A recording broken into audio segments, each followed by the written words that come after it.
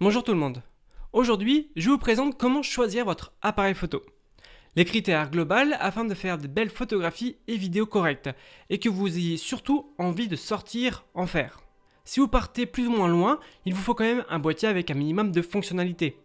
Si vous vous intéressez à cette rubrique, c'est votre envie de comprendre et progresser en photographie.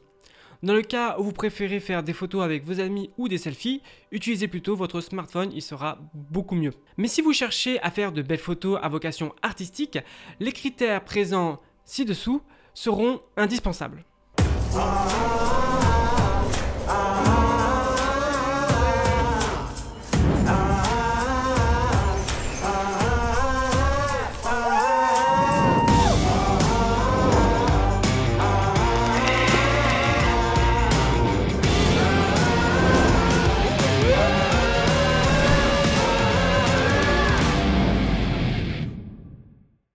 Commençons par les modes créatifs, PASM.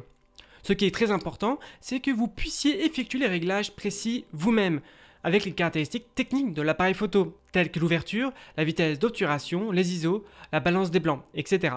Ces paramètres sont importants pour obtenir de bons clichés et des effets particuliers qui contribuent à exprimer le plein potentiel de votre photo. Le critère le plus important, c'est donc que votre appareil photo vous permette l'accès à ces modes créatifs, c'est-à-dire les modes programme, priorité ouverture, priorité vitesse et le mode manuel. La plupart des appareils photo les proposent, mais il faut y faire attention sur certains compacts pas très chers. Vous verrez qu'à l'usage, il est nettement plus simple d'avoir une molette dédiée sur son appareil photo pour changer les modes. Et voici un exemple avec la petite molette. Sur certains d'autres appareils photo, il faut passer par les menus intégrés dans l'appareil photo pour changer ces modes. Si la molette n'y est pas pour changer les différents modes, n'achetez surtout pas l'appareil photo. Maintenant, attardons-nous sur le format RAW. C'est vraiment important pour la qualité finale que de passer par le post-traitement pour vos images.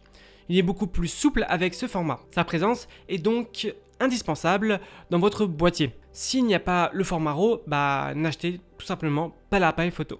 C'est le format idéal en post-traitement car il n'a subi aucune perte de données. Ainsi, une photo dite surexposée par exemple, on pourra récupérer de la matière dans les zones dites brûlées, car le fichier aura conservé en mémoire toutes les données et les paramètres, et c'est idem pour les zones sous-exposées. On pourra également réduire efficacement le bruit dans l'image, ce qui est plutôt génial. Si vous vous tournez vers les hybrides ou les réflexes, il y aura forcément du RAW normalement. Mais à l'inverse, dans certains compacts, veillez bien à qu'il y soit. Les deux critères précédents sont indispensables et non négociables, mais il est quand même assez simple de les avoir réunis dans un seul boîtier. Les prochains critères sont un peu plus nuancés, mais vous allez voir. Que voulez-vous exactement photographier ? Si vous vous lancez à acheter un bridge ou un compact, le prochain critère n'est pas vraiment pour vous. Privilégiez l'objectif afin de photographier ce que vous souhaitez exactement. Si vous vous dirigez vers un réflexe ou un hybride à objectif interchangeable, ne pas oublier l'optique qui vous sera indispensable. Que voulez-vous photographier ? Des paysages, de la street photo, portrait, animalier, astrophoto ? Ah, c'est compliqué. Allouez un budget assez conséquent à votre objectif afin d'être sûr d'avoir les photos que vous souhaitez. Après avoir parlé de l'optique, intéressons-nous maintenant un peu plus au boîtier. Un boîtier qui rassemble différents modes comme le PASM et le format RAW, c'est assez simple. Mais il y a d'autres points à prendre en compte, et le premier est l'ergonomie du boîtier. Tous les boîtiers sont différents et nous sommes tous différents, et pour ma part, j'ai des petites mains. Et donc les boîtiers Sony me correspondent beaucoup mieux. Pour d'autres personnes, les boîtiers Sony justement sont trop petits car les personnes ont de grandes mains. À vous de choisir exactement et aller en magasin pour essayer justement le boîtier et son ergonomie. Le physique du boîtier il est important mais son interface aussi. Regardez bien dans les menus. Les menus Sony ont généralement mauvaise critique car ils sont un peu fourre-tout. Ils se sont arrangés avec le temps mais c'est pas encore tout à fait ça. Si vous vous sentez bien dans les menus, c'est important pour l'efficacité et la rapidité des shoots. Mais si vous voulez renouveler votre appareil photo, la question est plutôt simple. Pourquoi ? Savez-vous pourquoi vous voulez changer votre boîtier ? Quelles sont les caractéristiques pour mettre des centaines ou des milliers d'euros dans un nouveau boîtier ? Plus de pixels, de la vidéo 4K, un capteur plus grand, des photos de meilleure qualité pour faire des impressions. Quels sont exactement vos critères ? Réfléchissez exactement car peut-être c'est un manque de compétences et le fait de changer de boîtier n'y fera absolument rien si vous manquez de certaines compétences. Savoir bien exposer une photo, connaître les réglages en vidéo, savoir réaliser une belle composition, peut-être qu'il vous manque ces paramètres et notamment peut-être aussi la post-production. Ça sert à rien d'avoir le meilleur boîtier et le dernier du marché, il ne fera pas de vous le meilleur photographe. N'oubliez pas, c'est plutôt le photographe qui fait une belle photo. Si vous débutez, n'hésitez pas à utiliser votre smartphone dans un premier temps. Voir le mode Pro par exemple pour avoir un peu plus de réglages, notamment la vitesse d'obturation, les ISO et même parfois l'ouverture. Les paramètres indispensables pour une belle photo, c'est qu'elle soit d'abord bien exposée avec une belle composition. L'erreur est de croire que vous ferez de plus belles photos avec le dernier boîtier sorti.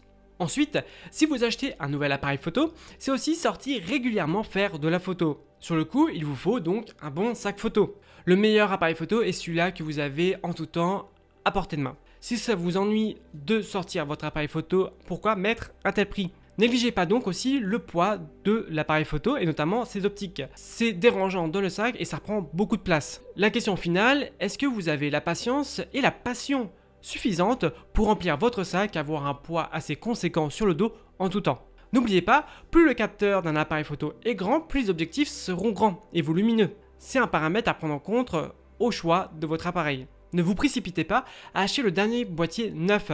Le marché de l'occasion est en pleine expansion, profitez-en. Les derniers objectifs et appareils photo qui sont sortis depuis quelques années perdent de la valeur au fur et à mesure du temps. Si vous souhaitez acheter neuf, je vous propose un code promo PASTOR50 sur le site tourimagePhoto.com. Lien en description. Vous avez 50 € de réduction sur 200 € d'achat minimum. Pour me soutenir, n'hésitez pas aussi à lâcher un petit commentaire, j'y répondrai, à vous abonner et à liker la vidéo. Le tout dernier point est la taille du capteur. Ça va en découler sur la qualité des images, la polyvalence de l'appareil et vos possibilités créatives. Je parle bien entendu de la taille physique du capteur, comme ici, pas le nombre de mégapixels. Plus le capteur est grand, plus est faible en profondeur de champ, c'est-à-dire, comme juste derrière moi, le flou. Le flou est un peu plus prononcé et plus esthétique. C'est un effet recherché par de nombreux photographes, surtout dans le style portrait, mais peut servir aussi dans d'autres matières créatives. Pas de souci pour ça. N'y comptez pas vraiment avec un tout petit capteur comme ceux qui sont sur les smartphones. Un grand capteur va aussi générer moins de bruit et des images de meilleure qualité quand vous serez donc en basse lumière. De la même façon, un grand capteur a une plus grande dynamique qu'un plus petit.